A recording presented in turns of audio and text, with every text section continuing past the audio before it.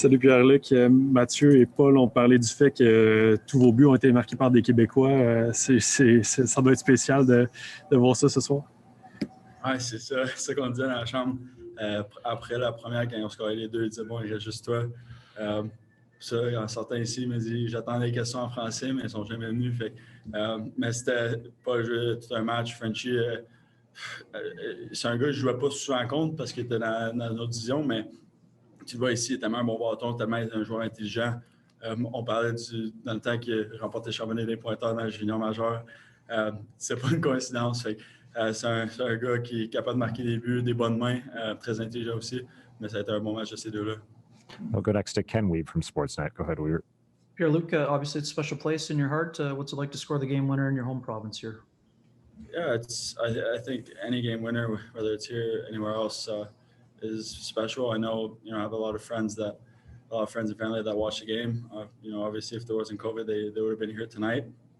Probably been a little bit more fun, more special, but a win's a win. 2 points is 2 points, and especially in this division where it feels like a lot of teams are close. We're not. We're at the midway point through the season, so every 2 points is important right now. We'll go next to Jamie Thomas from Jets Radio. Go ahead, Jamie. Hey, Pierre, do you think you controlled the puck better tonight to limit their transition game? Yeah, I think at times they're a team, fast team, good sticks.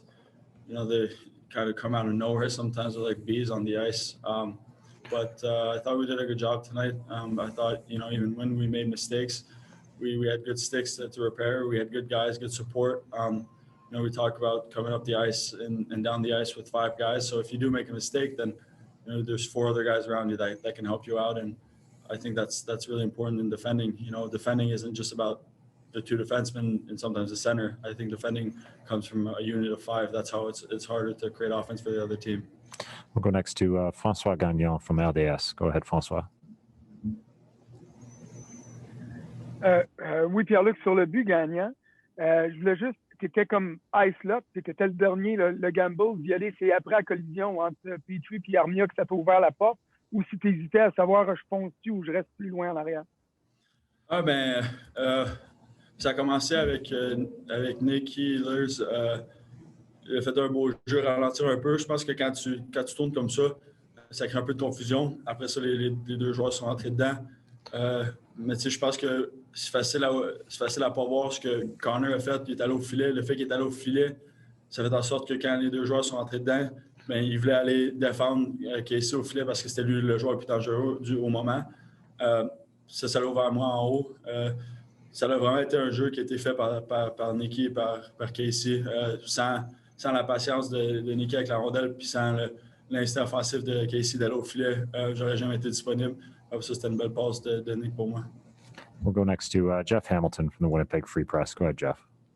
Hey, Pierre-Luc, since you didn't go to the Bell Center as a kid, I'm just kind of curious where this ranks as far as moments in that arena. And on top of that, when you get back to your phone, what are you expecting as far as messages and stuff from family and friends, given that you provided the final dagger? Yeah, it's like I said, it's definitely a special place to play.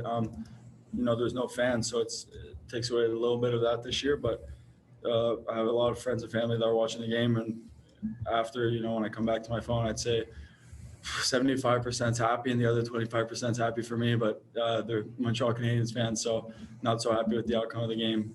But it's like I said, with fans and with my friends and family here, it's even more special. But to get 2 points in any arena against any team is big, especially at this point in the season.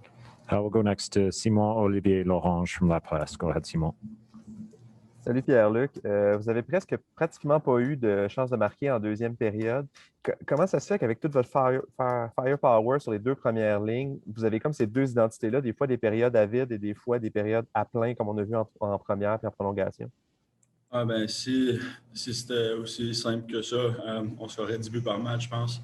Mais il n'y a pas une équipe qui fait ça avec nationale. Il y a des moments que l'autre équipe joue bien, des moments que tu joues moins bien. Il y a des périodes où tu joues bien, il y a des périodes où tu joues moins bien.